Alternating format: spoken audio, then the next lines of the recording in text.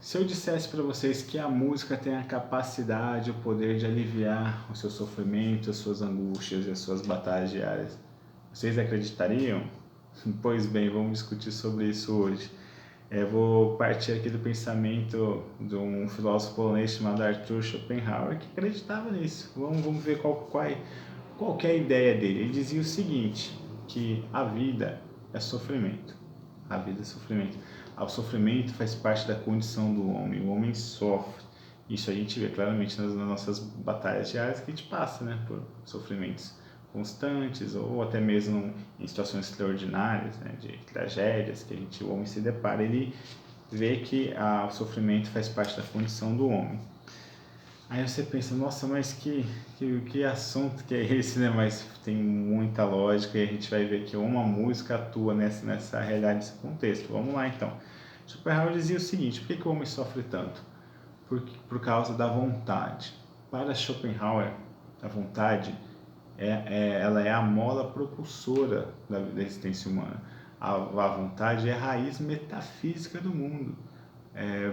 Para Schopenhauer, a vontade é semelhante à coisa em si, que Kant falava que o homem não poderia alcançar jamais em compreender a coisa em si. Para Schopenhauer, isso é a vontade que faz o homem mover-se e buscar a vida.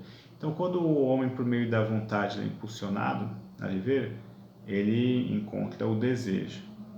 Ele deseja as coisas. Isso é de fato nossa vida, a gente está sempre desejando, né, as coisas.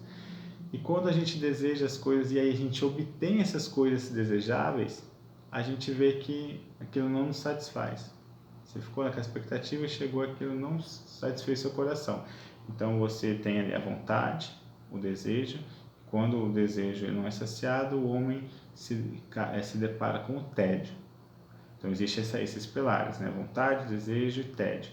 Uma vez que isso acontece, ele cai no sofrimento. Ele sofre porque ele tem a vontade, ele deseja as coisas que ele não satisfaz, ele sofre. Você fala, nossa, mas que coisa pessimista. É exatamente o termo que utilizavam. Schopenhauer falava que ele era um filósofo pessimista.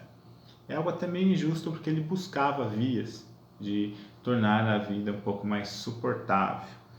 Quais são essas vias? Nós vamos falar hoje de uma delas só, né? Vamos nos aprofundar, mas eu posso falar quais são as vias. A primeira via é a ética, a segunda via é o ascetismo, influenciado pelas religiões orientais, budismo, hinduísmo, que diz que nós vivemos, esquece, para não sofrer, não deseja as coisas, coisas assim. Nós vamos falar aqui da nossa via, que é a estética. Para Schopenhauer, a estética tem essa capacidade de tirar o homem do sofrimento, de fazer a sua sublimação. Por meio da apreciação estética, o homem, pelo menos no período dessa apreciação da estética, nesse contato com a obra artística, o homem deixa de sofrer. E aqui é o interessante porque ele dá um valor superior à música, comparada com as outras manifestações artísticas. Ele elenca lá certinho as obras de arte, os estilos artísticos e dá um valor maior para a música. Com as palavras dele, ele diz o seguinte: contudo, percebemos que uma bela arte ficou excluída de nossa consideração, e tinha de ter ficado, visto que no encadeamento sistemático de nossa exposição não havia lugar algum para ela. Trata-se da música. Esta se encontra por inteiro separada de todas as demais artes. Ele diz que não tem como misturar a música superior. Ele diz que, de certa forma, a música tem capacidade de traduzir o espírito do homem.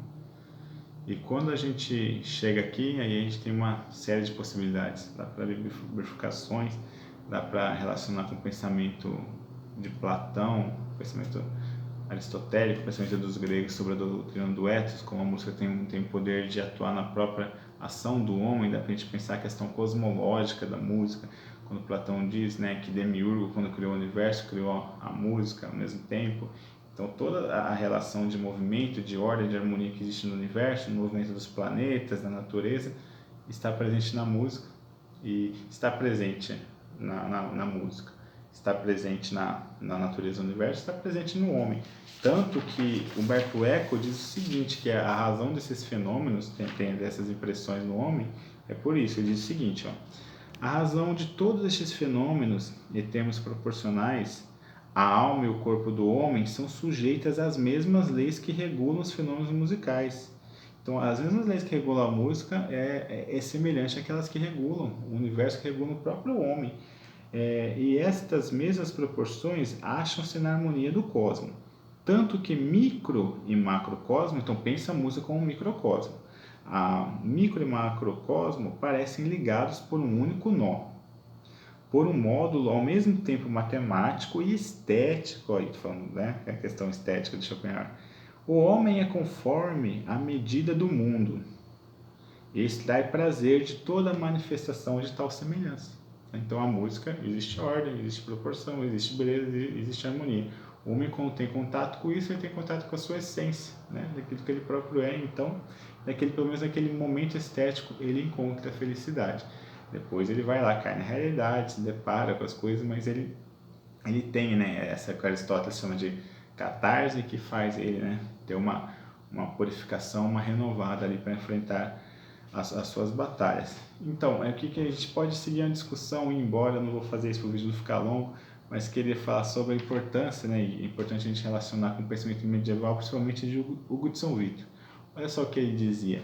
Ele reconhecia que o homem desejava as coisas, que existe de fato essa vontade. Mas ele dizia o seguinte, isso é um ponto principal do pensamento dele, em sua obra Didascálica, onde diz o seguinte, que de todas as coisas que o homem aspira, né, ele está dizendo que, né, como desejo busca, tudo aquilo que o homem busca, de todas as coisas, a primeira de todas é a sapiência. Sapiência, se a gente for traduzir, a gente já consegue perceber que ela está ligada com a sabedoria, mas para o São Vítor, a sabedoria que ele está se referindo aqui não é um conjunto de conhecimento, uma inteligência, a sabedoria é o próprio Deus, né? A sabedoria encarnada, o Logos divino, o Logos que, né, criou todas as coisas. Então, Etienne Gilson, no seu livro História da Filosofia Cristã, explicando o pensamento de Hugo de São Vítor, diz o seguinte: a primeira busca do homem pela sapiência, que está impressa no coração do homem. Então, todo homem, essa vontade está lá, impressa no coração do homem, pela sapiência. A alma imortal do homem está destinada a contemplar o Criador. Aí eu uso nas palavras aqui, o indivíduo deve se conscientizar dessa presença dentro de si para que não venha procurar em caminhos onde não estará. Aí eu abro com as palavras do Gilson, ele diz: o espírito facilmente se entorpece pelas paixões corporais e se desvia de si mesmo, fascinado pelas formas sensíveis das coisas. Esquece-se daquilo que foi e se julga semelhante àquilo que vê à sua volta. Então ele começa a procurar. Essa busca pela sapiência passa a ir por caminhos onde não está, porque a sensibilidade, a Schopenhauer fala disso, né? A sensibilidade ela é mais forte que a razão. O homem deve sempre procurar ser mais racional do que passional, isso é evidente, mas é difícil, né? A sensibilidade nos toca de uma maneira mais rápida. Aristóteles dizia, nada entra na razão sem antes passar pela sensibilidade. Por isso que Aristóteles fala das virtudes, né? Por meio da virtude que você vai conseguir ser essencialmente homem. Então, continuando aqui agora com palavras de Hugo de São Vítor. A mente imortal do homem, iluminada pela sapiência, se volta para o seu princípio e percebe quanto é inconveniente ao homem procurar coisas fora de si, uma vez que poderia ser-lhe suficiente aquilo que ele próprio é. Então, aqui justifica porque que o homem, né, ele tem essa vontade, na verdade, esse impulso de encontrar a sapiência, mas ele se perde no meio do caminho, tentando encontrar a sapiência nas coisas onde não estará. Né, Aristóteles faz quando ele usa o conceito de eudaimonia, de felicidade, que é o sumo bem do homem, né, a busca do sumo bem que está lá na felicidade. Ele diz que o homem não vai encontrar essa felicidade nos prazeres, nas paixões. Ele diz que se o homem, né, foca nisso, ele se compara aos animais. Ele diz que a felicidade do homem não vai estar nas honrarias, no poder, até mesmo que, né, a honra, o elogio vem de terceiros, né? Isso é impossível encontrar a felicidade ali. E ele vai dizer que é por meio, né, do exercício, né, o dever, por meio da virtude, etc. Mas que é mais uma via dizendo que o homem acaba procurando a felicidade e nisso ele esbarra no meio do caminho onde não vai estar.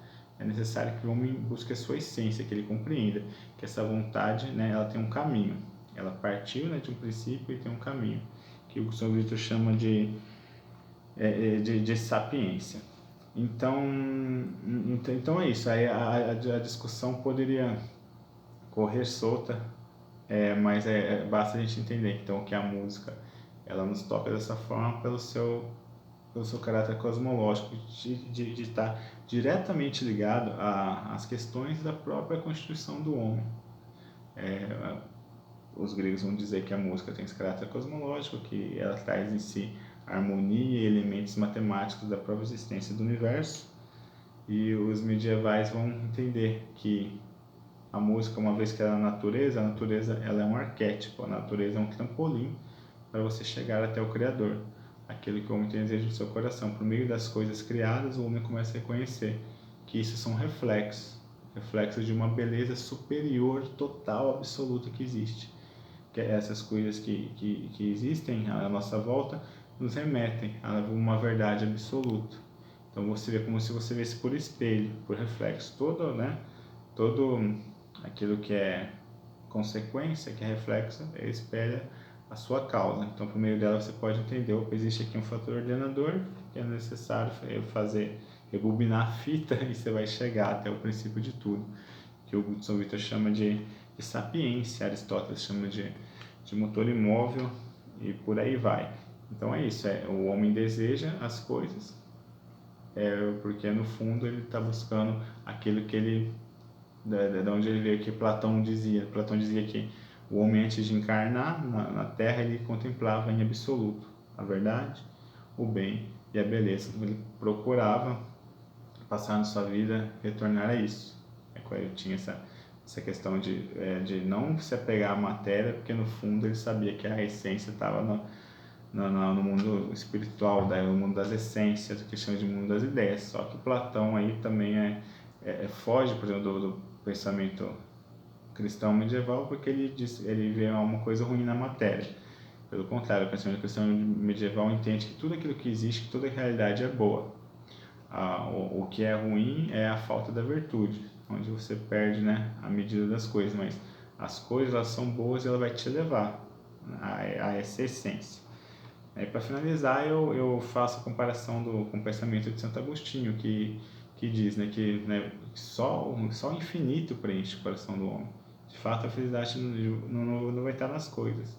E ainda a música não vai ser capaz de preencher o coração do homem, ela vai preencher por um determinado momento.